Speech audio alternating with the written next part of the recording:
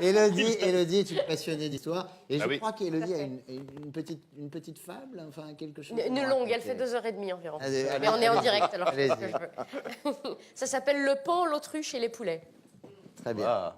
Attention, Là, on est dans la culture. j'ai mis 4 jours. Hein. Allez-y. C'est en alexandrin. Il y avait une fois, en royaume de France, évoluant aux côtés de ses contemporains, un banquier jouvenceau, oui, mais plein d'élégance, qui de son beau pays se rêvait souverain. Je vois pas de qui vous voulez parler. Son air benjamin, informel, bien élevé, plaisait aux citoyens par la vieillesse lassée.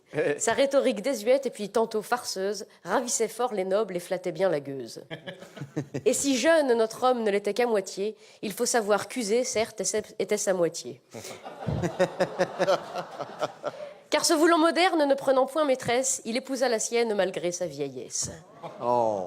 Mais même si la valeur n'attend point les années, et bien que le jeune banquier ait la gouaille bien aisée, on ne s'improvise point chef d'un grand état. Et bientôt cet enfant, cet angelot, remarqua que d'un noble ignorance est la robe qu'on salue. On ne l'admira bientôt que d'un étron pas plus. Après l'avoir léché, il le lâche et le lynche, comme font souvent les hommes gâtés comme des enfants. Jupiter bientôt n'eut pas plus à leurs yeux que l'aspect fatigué d'une simple corde à nœuds. Mais le jeune banquier, sûr de lui, plein de frimes, pour continuer de plaire à ses chers richissimes, pressa la populace tant et tant comme citron qu'elle en prit la couleur, aussi celle des mignons. Oh, joli, joli. Le jeune freliquet, tout à ses réjouissances, ne remarqua pas la moindre différence. Heureux dans son palais, il est loin du tracas, sa mégère dépensant son or à tour de bras.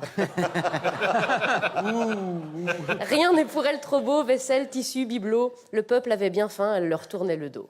Ils s'offrirent mieux encore, les rois des animaux. Des daims, ils les appellent, ô seigneurs qu'ils sont beaux.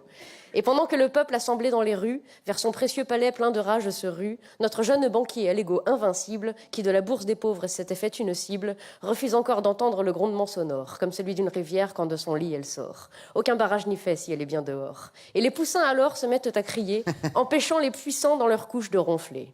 Mon roi, faites les taire, par pitié, muselez-les. Ils meurent de faim, ils crient et nos nuits sont gâchées.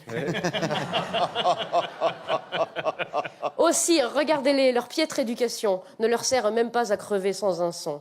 Mourez chichement, dites, et mettez la sourdine. Leur râle, lorsqu'ils trépassent, c'est une porte qui couine. Ils sont là, ils se tordent, comme ils sont ridicules. Ces illettrés ignobles dans la boue gesticulent. Ah, je m'attendais à une autre ligne. C'est pas grave. Une autre fois. Mes amis, n'ayez crainte, leur répond le rusé. Il leur arrive parfois un peu fort d'aboyer. Mais ce sont mes moutons, mes agneaux, mon troupeau. Ils finiront de même par rentrer bien au chaud.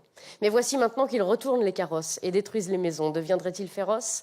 Alors le grand seigneur, dans une allocution, le dos bien droit tendu comme une institution, les deux mains pleines de doigts bien à plat sur la table, leur jeta quelques miettes avec un air aimable, croyant en faisant taire leur petit estomac, calmer aussi la rage dans leur cœur scélérat. « Je ne vous ai pas compris, je ne vous écoutais point », récita-t-il au peuple qui serrait les poings. « À renard endormi, rien ne tombe dans la gueule, retournez au labeur, je vous trouve bien veule. Ah, vous aimez la rose, supportez-en l'épine, mais ne troublez donc point la quiétude citadine. Dans notre ordre social, chacun reste à sa place, vous voulez en changer, je vous ris à la face. Cassez, cassez, cassez, et nous reconstruirons, et je vous répondrai de la bouche de mes canons.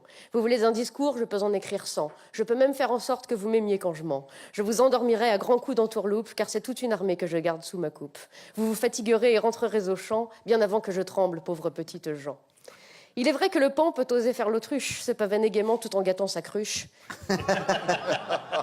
Mais si un jour, lassé comme le peuple citron, son armée de poulets abandonne le patron, alors le jeune souverain saura bien entendu que même sur un trône en or, on est bien que sur son cul.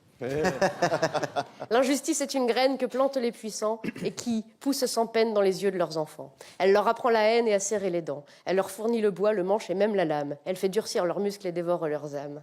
S'ils perdent des batailles, ils reviennent à la charge. On les traite en racailles, on s'étonne qu'ils enragent. Donnez-leur le bâton, ils relèvent le menton. Opposez-leur des chars, ils reviennent plus tard. Ils se tairont 10 ans, 20 ans, 30 ans peut-être, mais toujours la révolte finit par renaître. Regardez en arrière dans notre propre histoire, car c'est là que se cachent les leçons et l'espoir. Oh là là!